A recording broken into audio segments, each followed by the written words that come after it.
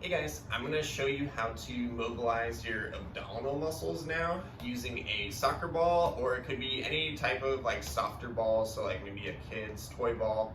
If you are using a soccer ball, it helps to have it slightly deflated as well, because you'll find as you work on these abdominal muscles, especially if you haven't done this before, it can be pretty intense. So having a softer ball is going to be ideal for this mobilization.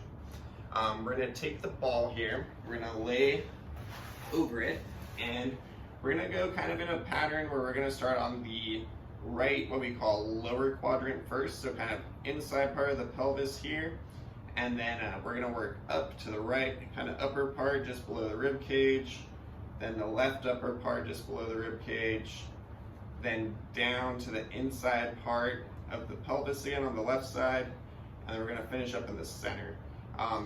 Going in this pattern, this can be very helpful as we're kind of following the digestive tract as well. So if you're experiencing any sort of kind of like abdominal discomfort, it can be really helpful to work on mobilizing these abdominal muscles, but also kind of going in line with the order of the digestive tract as well.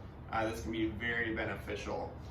If you go out of sequence, it's not a big deal. You're still getting great mobility work done working on the abdominals. But going in this sequence can just be kind of an extra bonus to make it a little bit more effective. So we're going to start on the right lower quadrant first. So we're going to place the ball just to the inside of the pelvis here.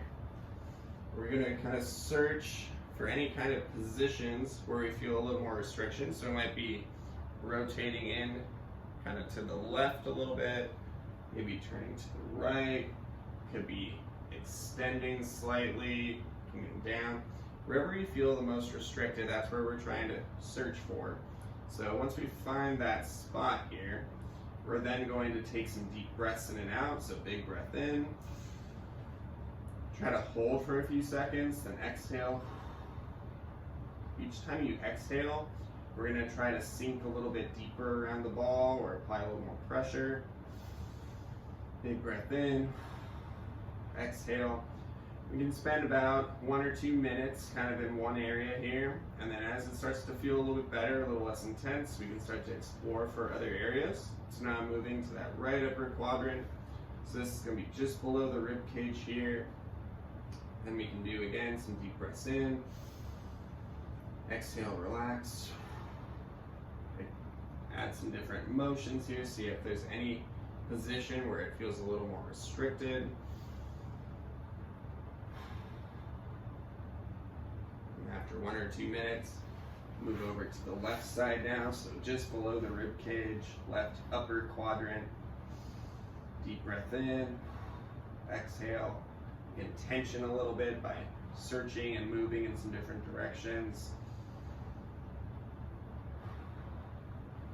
Then down to the left lower quadrant, so this is going to be just to the inside of the pelvis.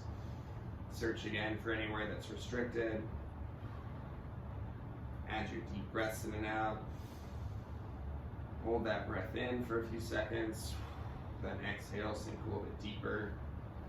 And then lastly, right in the center of the gut here, so this is going to be a couple inches below your belly button. Deep breath in. Exhale, relax. This one, it helps a lot to kind of traction forward a little bit, so kind of pull yourself forward using the forearms. Begin to lift the chest up a little bit. You'll feel kind of a big stretch through here a lot of times. Taking a big breath in and then exhaling. That can be a great way to help mobilize those lower abdominal muscles.